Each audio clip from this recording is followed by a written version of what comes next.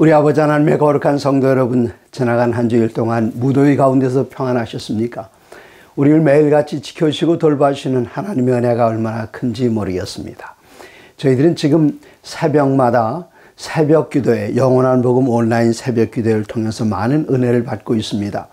매일같이 새벽 한국 시간으로 오전 5시 30분에 유튜브 EGW 365, EGW 하면은 영원한 복음이란 뜻인데 Everlasting Gospel Worldwide의 머리 글자인데 E.G. White, 엘렌 G. 화이트의 머리 글자가 되기도 합니다. 그래서 영어로다가 유튜브에 들어오셔서 EGW 365를 검색하신 다음에 매일 5시 반이 되면 새벽 기도회가 진행되는데 매일같이 한 70여 분이 이곳에 모이고 있습니다.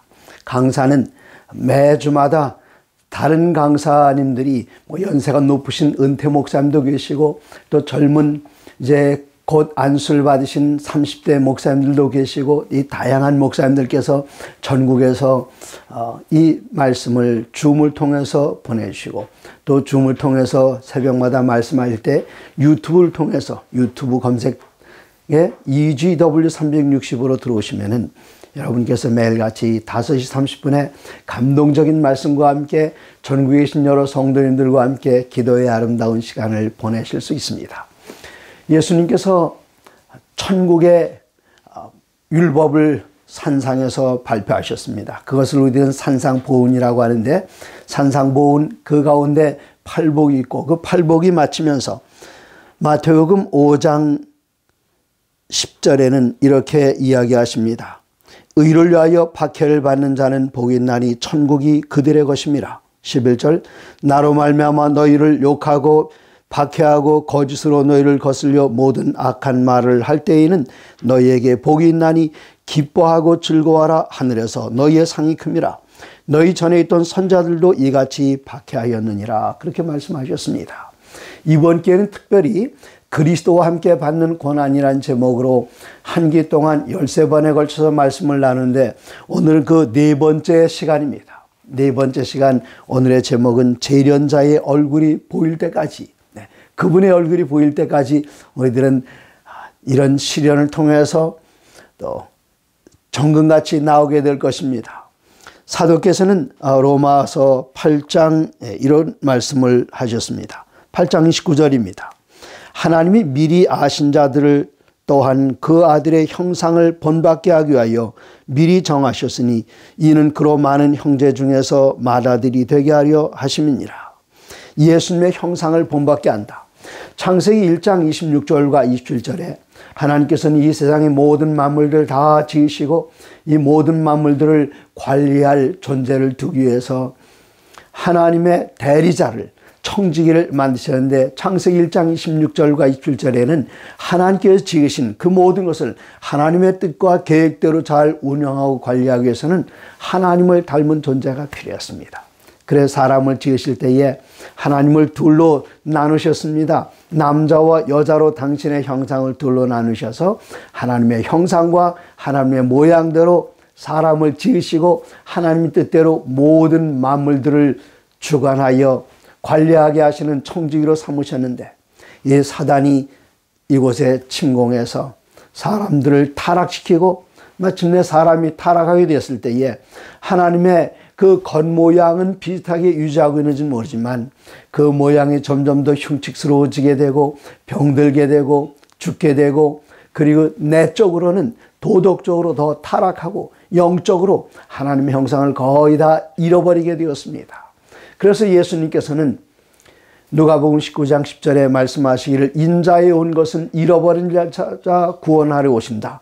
잃어버린 자를 찾아 하나님의 형상을 완전히 떠나고 잃어버린 그 사람들을 되찾아서 하나님의 형상을 회복시켜주는 것, 그것이 바로 예수님께서 이 땅에 오신 그 목적이었습니다. 이러한 과정은 어떻게 일어나는지 이 한 시간을 통해서 함께 나누시게 되겠습니다.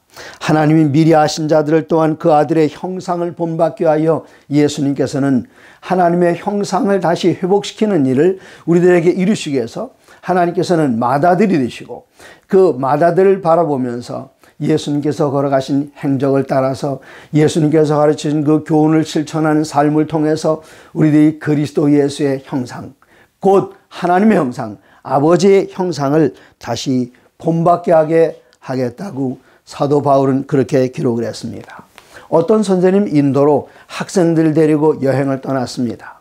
그들이 방문한 곳은 한 재련소였는데 이 도가니에다가 금의 재료가 되는 금광석을 집어넣고 여러 가지 원소들을 지은 다음에 열을 가해서 점점 더 녹입니다. 그럼 이제 금들이 한 곳에 모이고 찌꺼기들 한 곳에 걸러지게 되겠죠.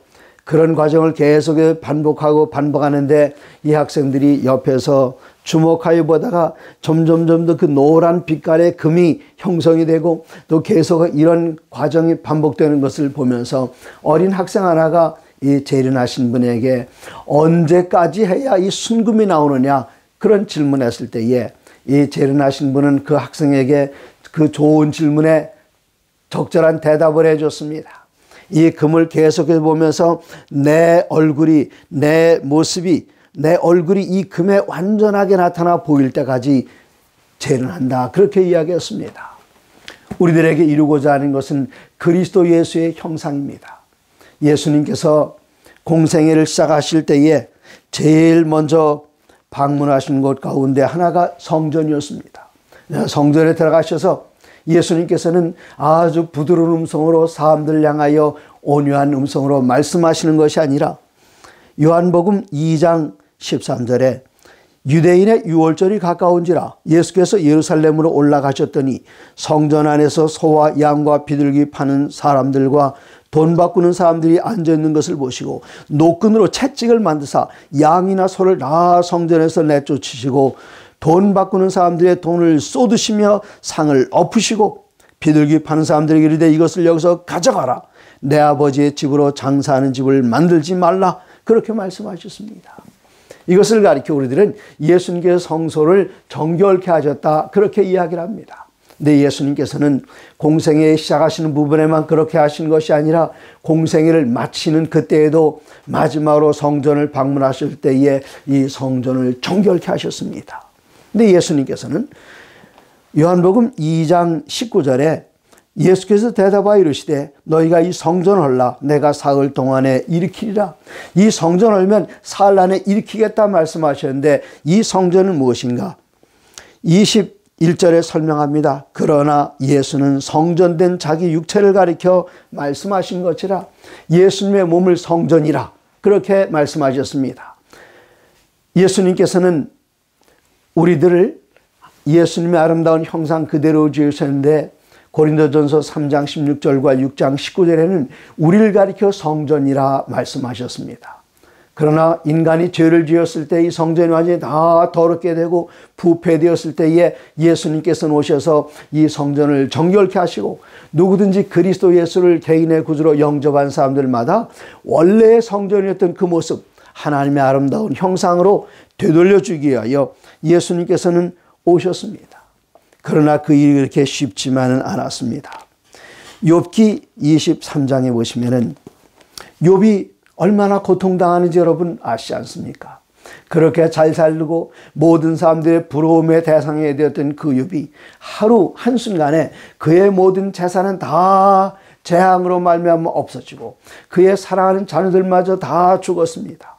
이젠 하나 남아있는 식구 아내마저도 욥을 향하여 거의 저주에 가까운 얘기를 합니다. 아직도 하나님을 그렇게 섬기고 있느냐? 차라리 하나님을 저주하고 죽어버리라. 이런 끔찍한 얘기를 할 지경까지 왔습니다. 이 욥은 육신적인 고통을 견디지 못해서 기와장을 가지고 자기의 몸을 푹푹 긁습니다. 얼마나 그 몸이 피부병으로 가려웠으면 그랬을까요? 그럴 때 여러 명의 친구들이 와서 그를 위로한다고 하는 그 위로한다는 그 말조차 그에게 참으로 고통이었습니다. 이런 고통을 욥이 다 겪고 있습니다. 2절입니다. 욥기 23장 2절 오늘도 내게 반항하는 마음과 근심이 있나니 내가 받는 재앙이 탄식보다 무거움이라. 내가 어찌하면 하나님을 발견하고 그의 처소에 나아가랴. 어찌하면 그 고통스러운 것을 지금 다 지금 쏟아놓고 있습니다. 그러나 결론은 23장 10절. 그러나 내가 가는 길을 그가 아시나니 그가 나를 단련하신 후에는 내가 순금같이 되어 나오리라. 이 순금이 어떻게 나오는가 하면은 그 금광석이 혼자 금덩어리가 아닙니다. 이것을 녹이고 그 다음에 찌꺼기를 걸러내기 위해서 계속 불을 가하고 이렇게 할 때에 마침내 이런 단련하고 연단하고 시연의 도가니 속에 들어갔을 때에 순금이 나오게 되는 것이지, 그냥 산에서 캐낸 금광석이라서 그 순금 덩어리는 아니란 말입니다. 하나님께서 우리들을 구원에 합당한 사람, 하늘나라에 합당한 사람, 원래의 창조하셨던 그 모습 그대로 돌리기 위해서 우리들에게 이런 재련의 과정, 도가니의 과정이 우리들에게 있어야만 합니다. 제가 지지난주에 한 4주 됐네요 벌써. 그 로마를 방문했을 때에 미켈란젤로의 걸작품을 봤습니다. 미켈란젤로가 남긴 걸작품들이 많이 있습니다만은 그 중에 조각품 중에 세계 3대 조각품이 피렌체에 있는 다비드상, 다윗의 상, 이 물매를 골리앗을 향해 던지기 직전에 그 모습을 새겨놓은 다비드상이 있는데, 이것은 한 50년 전에 어떤 조각가가 5m가 넘는 거대한 이 돌덩어리를 뭘 새기려고 하다가 실패해서 50년이 지난 다음에 미켈란젤로에게 이 피렌체 시에서 요청이 왔습니다. 여기다 뭘 다윗의 상을 새겨달라고요. 그냥 돌덩어리였습니다. 50년 전에 그 유명한 조각가도 손대지 못했던 것을 어떻게 다비드 상을 만드는가? 깎아내서 만드는 것입니다. 그 안에서 다비드 상이 있고, 또 로마시에 가면은 2개가 더 있는데, 산피에테로 인 비콜리 성당 안에는 미켈란젤로가 조각한 모세상이 있고, 거기다 가장 유명한 것은 바티칸 안에 있는 성 베드로 성당 안에 있는 피에타입니다. 피에타는 뭐 미켈란젤로 말고 다른 분들도 피에타를 조각하긴 했는데, 피에타는 십자가에서 내려온 예수님을 마리아가 안고 있는 그런 것들 다 피에타라고 합니다. 이게 세계에서 가장 유명한 조각품입니다. 미켈란젤로의 가장 탁월한 조각품입니다. 그가 어느 날 대리석을 팔고 있는 상점을 지나다가 아주 거대한 돌을 하나 봤어요. 그래서 이거 얼마입니까? 물어봤더니 주인 말하기를 이거 파는 게 아니라 그냥 주겠다 그래요. 여기 오랫동안 있었는데 사가는 사람도 없고 우리 상점에 자리만 차지하고 있으니 당신이 그냥 가져가라고. 그 후에 아름다운 피에타상이 나왔습니다. 모든 사람들이 그걸 보고 다들 감탄해요. 이렇게 젊은 미켈란젤로가 만들었을 리가 없다는 겁니다.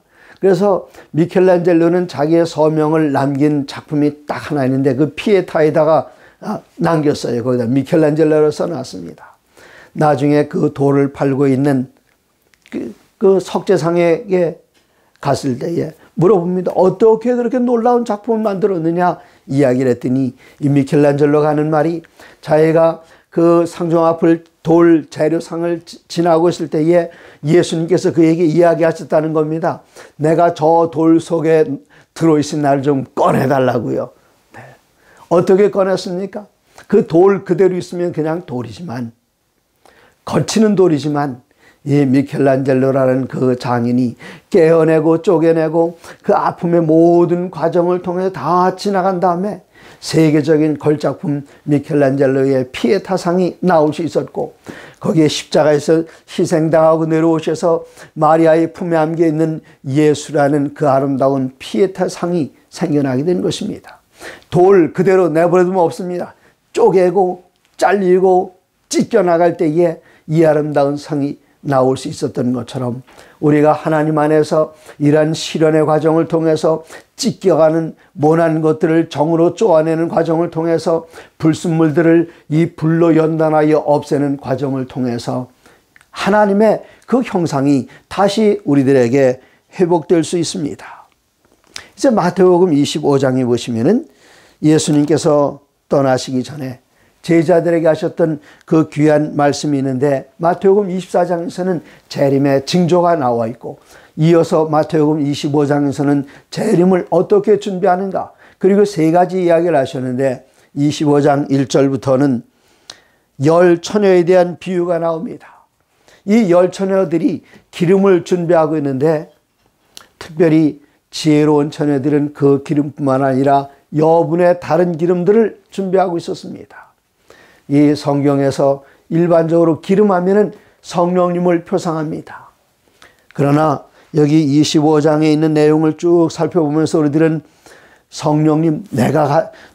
성령께서 나에게 충만하게 역사하실 때 이 충만하신 역사를 다른 사람들에게 나눠줄 수가 없습니다. 물론 영향력을 통해서 다른 사람들도 성령께 가까이 갈 수 있도록 도움을 줄 수는 있지만 내게 충만하신 성령을 다른 분들에게 나눠줄 수가 없어요. 성령 충만하다는 것은 어떤 뜻인가 하면 성령께서는 누구에게나 다 역사하시는데 성령께서 역사하실 때에 내가 순종함으로 성령님의 역사를 내가 영접하고 성령께 세미한 음성으로 말씀하실 때에 그 말씀을 따라 순종하는 삶을 사는 것, 그것이 바로 성령 충만한 삶입니다. 성령께서 이리로 가라 하시면은 그대로 따라가고 이 일을 개혁하라 하시면은 저항 없이 영접하는 것, 이런 일이 성령 충만한 사람들의 생애예요. 성령 충만한 삶을 살게 될 때에 무엇이 변화되는가? 우리의 성품이 변화됩니다. 마침내 성품이 변화되어서 갈라디아서 5장 22절에 기록되어 있는 것처럼 성령의 열매는 사랑과 희락과 그다음에 화평과 오래 참음과 그리고 충성과 온유와 절제와 자비와 양선, 이 자비와 양선 중간에 들었는데 제가 끝으로 빼냈습니다만은 이 9가지 성령 충만한 삶을 살게 될 때에 우리 생애 속에서 나타내는 그러한 성품을 여기서는 9가지로 사도 바울은 갈라디아서 5장 22절에 표현했습니다. 이런 성품, 우리가 성령님 안에서 이런 성품들이 개발해 나갈 때에 다른 사람에게 줄 수 없습니다. 그러나 내 주위에 있는 사람들은 성령 안에서 개발된 그 성품의 유익을 주위에 있는 사람들은 나눌 수가 있어서 그들로 성령으로 이끌려져 나오게 되어 있습니다.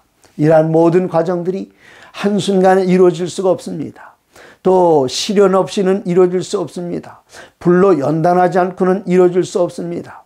이러한 모든 것들을 여기 열 처녀의 비유 가운데 성령 충만한 삶을 살다가 이런 성품을 갖추게 되었을 때에 예수님께서 마침내 신랑으로서 나타나시는 그때에 우리들은 아무런 거부감 없이 그 신랑의 성품과 나의 성품이 같아진 것을 그때 발견하게 되는데, 이런 사람들이야말로 마태복음 25장 앞부분에서 언급하고 있는 성령 충만한 사람, 신랑이 올 때에 그 등잔에 기름을 가지고 있는 사람으로 여기는 묘사되어 있습니다. 마태복음 25장의 세 개의 비유를 말씀하시면서 그 마지막 비유에는 31절, 인자가 자기 영광으로 모든 천사와 함께 올 때에 자기 영광의 보좌에 앉으리니, 예수님께서 오실 때의 영광의 보좌에 앉으십니다. 그리고 이 세상에 있는 사람들을 둘로 모든 민족을 그 앞에 모으고 각각 구분하기를 목자가 양과 염소를 구분하는 것 같이 하여 양은 그 오른편에 염소는 왼편에 두고 이제 이야기하십니다. 물론 여기에 양은 굿가이, 좋은 사람들이고 그 다음에 염소는 배드가이, 그런 것은 반드시 아닙니다. 양도 그리고 염소도 황소도 이런 모든 것들은 우리 주님께 드리는 제물로 귀하게 사용되었던 것이고, 여기서 말씀하시고자 하는 것은 둘로 나눈다는 것입니다. 목자가 양과 염소를 구별하는 것처럼 나눈다는 것이 반드시 염소는 이건 나쁜 쪽이다, 그것은 아닙니다만은 지금 여기서는 염소가 그런 좀 부담을 짊어지고 있습니다. 그래서 이 둘로 나누는 것처럼 한쪽은 구원받은 사람, 한쪽은 구원받지 않은 사람들인데 그 사람들의 차이는 무엇인가? 25장 35절입니다. 내가 줄일 때 34절부터 읽어야 되겠습니다. 그때 임금이 그 오른편에 있는 자들에게 이르기를 내 아버지께 복받을 자들이여, 나와 창세로부터 너희를 위하여 예비된 나라를 상속받으라. 35절 대상이 누굴까요? 35절과 36절에서 그 대상에 대해서 이야기합니다. 35절 내가 줄일 때에 너희가 먹을 것을 주었고 목마를 때에 마시게 하였고 나그네 되었을 때에 영접하였고 헐벗을 때에 옷을 입혔고 병들었을 때에 돌보았고 옥에 갇혔을 때에 와서 보았느니라. 구원받을 사람들 곧 하나님의 나라를 상속받을 사람들 향하여 여기 임금님께서는 말씀하십니다. 예수님께서는 말씀하시길 내가 줄일 때에 목마를 때에 나그네 되었을 때에 헐벗을 때에 병들었을 때에 옥에 갇혔을 때에 먹을 것을 주었고 마실 것을 주었고 영접했고 옷을 입혔고 돌보았고 옥에 갇혔을 때 와서 보았다. 이때 구원받은 사람들이 당황해하면서 이야기합니다. 주님이시여 언제 주님께서 배고프셨고 언제 옥에 갇히셨습니까? 저희들이 그렇게 한 적이 없었는데요. 이때 예수님께서는 말씀하시기를 39절입니다. 40절 임금이 대답하여 이르시되 내가 진실로 너에게 이르노니 너희가 여기 있는 내 형제 중에 지극히 작은 자 중 하나에게 한 것이 곧 내게 한 것이니라. 이렇게 성품이 변화된 사람들은 모든 사람들 다 그리스도 예수 안에서 보기 때문에 어떤 위대한 사람이라서 지위가 높은 사람이라서 부자라고 해서 그들 앞에 가서 비굴하게 굽신거리지 않습니다.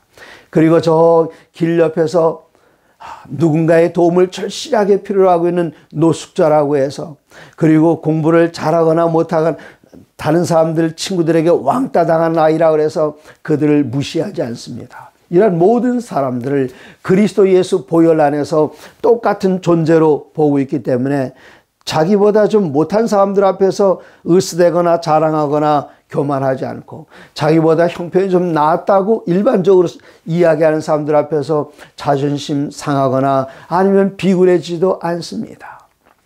모든 사람들 다 똑같이 대하고 있는데 사회적으로 사람들에게서 버림받은 사람들을 그리스도 예수 안에서 예수님의 형상과 예수님의 품성을 닮은 그런 사람들은 이런 사회적인 약자들에게 접근해 가서 그들이 도움을 요청하기 전에 먼저 공격적으로 먼저 달려가서 그들의 필요를 도와주고 하는 그 일, 이런 일들이 바로 생활 속에서 변화된 성품을 가진 사람들의 성품이 표현돼 나가는 것입니다. 생활 속에서, 이거 아주 중요합니다. 생활 속에서, 교회 안에서 무릎 꿇고 기도할 땐 모든 사람이 다 예수님 다음의 성품을 가지고 있지만 우리들의 생활 속에서는 그렇지 않을 수도 있습니다. 때로는 서비스를 제공하는 사람들이 좀 그 기대했던 것에 미치지 못할 때에 성내거나 소리 지르지 않는 것, 이거 다 아주 중요합니다. 내가 다른 사람들에게 정당하지 않은 대우를 받았을 때에, 부당한 대우를 받았을 때에 그들 앞에서 분내거나 화내지 않고 그들을 형제로 대우하고 그들을 어느 집안에 아주 귀한 자녀로 생각하고 어느 집안에 존경받는 부모로 생각한다면 우리들은 이 세상의 어떤 사람들 앞에서도 함부로 말하거나 함부로 대할 수 없고 한 걸음 더 나아가 바로 그 사람을 위해서 그리스도 예수께서 위하여 돌아가신 귀중한 영혼이라는 것을 생각하면 이 세상에 우리가 함부로 대할 사람이 없습니다. 그런 모습이 마태복음에 잘 표현되어 있습니다. 이제 구약 성경에는 다니엘서로 넘어가 보시겠습니다.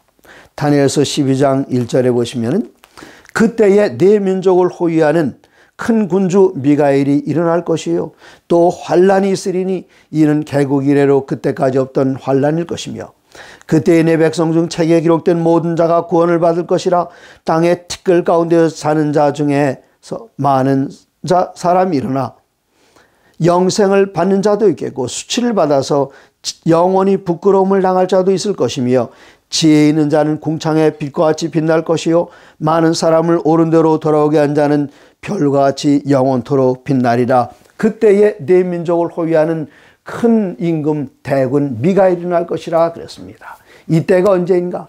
바로 그 앞에 장 11장 44절 45절에 보시면은 하나님을 따른 그 백성들을 저 바닷가 모래에다가 몰아놓고 그다음에 원수들이 장막궁전을 바다와 영화롭고 거룩한 산 사이에 베풀고 하나님의 백성을 다 도륙하라, 죽이라는 명령이 내리는 그때에 우리의 크신 임금, 우리의 대군 미가엘이 일어날 것이라 말씀하셨습니다. 그 바로 전에 이 세상에 커다란 환란이 있을 것인데 개국 이래로 이때까지 없었던 환란이라. 이 환란이 우리를 어떻게 할 것인가? 3절에 보시면은 지혜 있는 자는 그 가운데서도 궁창의 빛과 같이 빛날 것이라, 그렇게 이야기를 했습니다. 이때 지혜 있는 백성들이 누구인가? 지혜 있는 백성들에 대하여 그 다음 절에 이어서 보면은, 같은 절에 보시면은 많은 사람을 돌아오게 한 자는 별과 같이 영원토록 빛나리라.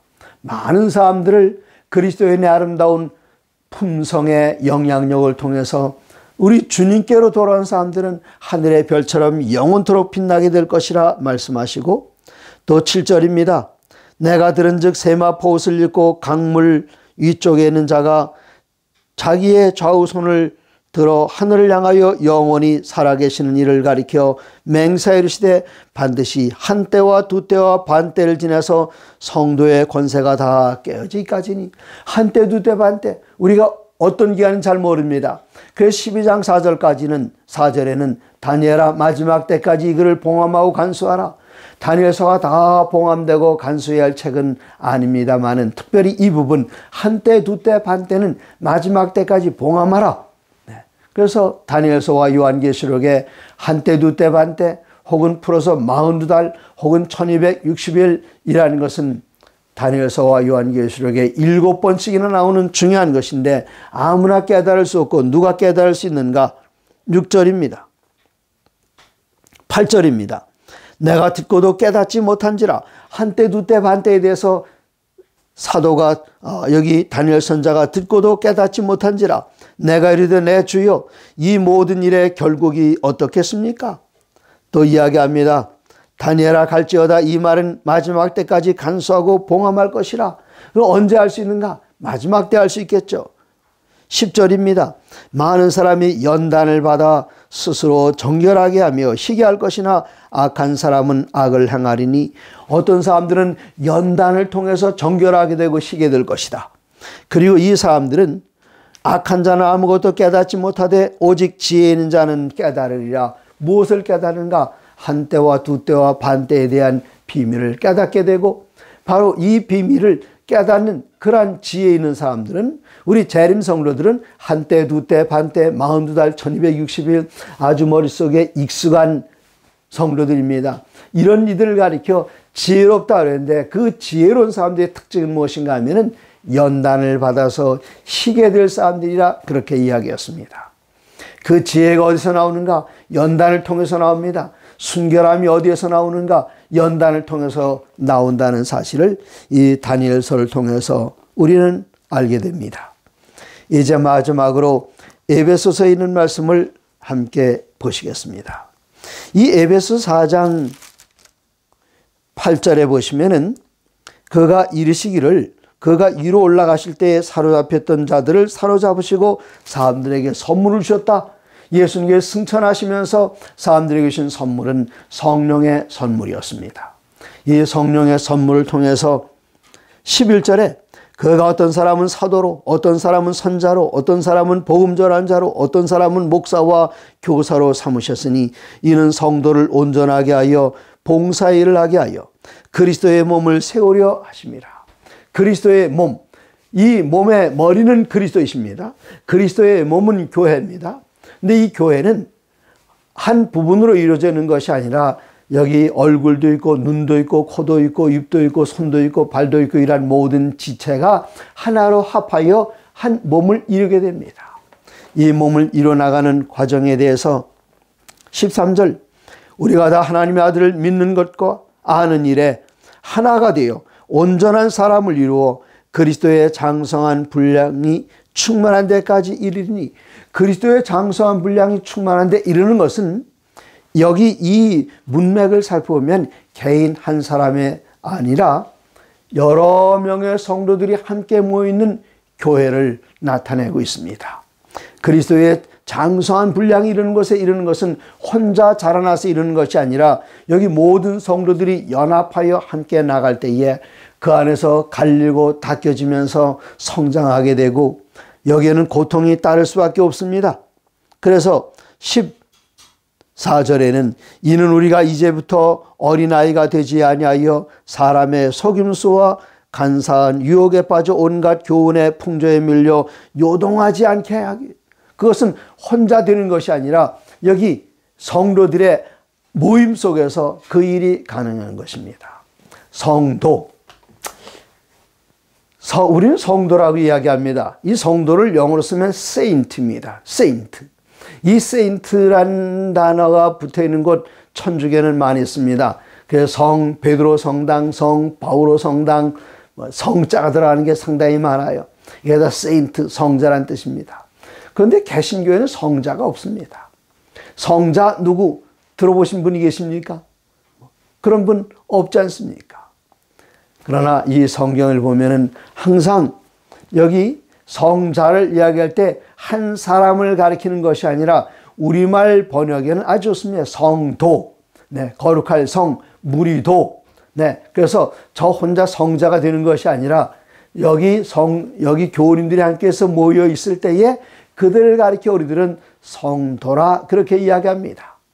우리가 단련하고 불 가운데서 모든 신혼을 통해 정결케 될 때에 그것은 혼자 이루어지는 것이 아니라 여러 성도들의 연합체 안에서 그리스도의 장성한 분량 그 몸을 이루어 나가게 됩니다. 예수님께서 마지막 만찬 자리에 앉으셨을 때에 누가복음 21장 22절에 누가복음 22장 24절에 오면은 마지막 만찬 자리에 앉으셨는데 예수님께서는 제자들에게 떡을 주시고 예수님께서는 포도주를 주시고 정말 아주 심각하고 엄숙한 순간이었습니다. 그런데 누가복음 22장 24절에 오면은 제자들이 거기서 했던 이야기가 무엇입니까? 누가 크냐? 서로 자기가 잘났으니 자기가 어떤 자리를 차지해야 한다고 그렇게 주장하는 그런 자리였습니다. 예수님께서 3년 반 동안이나 그들을 가르치셨는데 그 모습을 보시면서 얼마나 마음이 답답하고 아프셨겠습니까? 그러나 누가복음을 기록했던 같은 저자 누가는 사도행전 1장 14절에서 이렇게 이야기합니다. 그들이 오순절이 이르기 전에 예수님께서 승천하신 다음에 마가 요한의 120명의 성도들이 함께 모여서 오직 마음을 같이하여 전혀 기도에 힘쓰니라. 마음을 같이 한다는 것은 너도 죽고 나도 죽고 다 죽었단 말입니다. 오직 그리스도 예수 안에서 예수님께 돌아가신 것처럼 함께 다 죽게 되었을 때에 자기 자신을 완전히 다 비우게 되었을 때에 그들의 마음은 하나가 될 수 있었습니다. 그들이 마음을 같이하여 오직 전혀 기도에 힘쓸 때에 어떤 일이 일어나는가? 사도행전 2장 1절 오순절날 그들 위해 성령께서 임하셨고 하나님께서 쓰시기에 가장 합당한 존재들로 변화되었고 그들의 성품은 그리스도 예수를 반사하고 본받게 되었고 마침내 그들에게서 아버지 하나님의 형상이 다시 새롭게 재창조된 모습을 볼 수가 있었습니다. 그렇게 할 때에 매일같이 믿는 자의 숫자가 더하게 됐습니다. 사랑하는 성도 여러분, 우리들이 때때로 불같은 시련이 다가올 때에 걱정하거나 염려하지 마시기 바랍니다. 낙심하지 마시기 바랍니다. 그 일은 우리를 연단해서 정금같이 나오게 하심으로 마침내 여러분과 저의 모습 속에서 하나님의 형상이 드러날 때까지 하나님께서는 우리를 실현하시고 단련하시고 그렇게 하실 것입니다.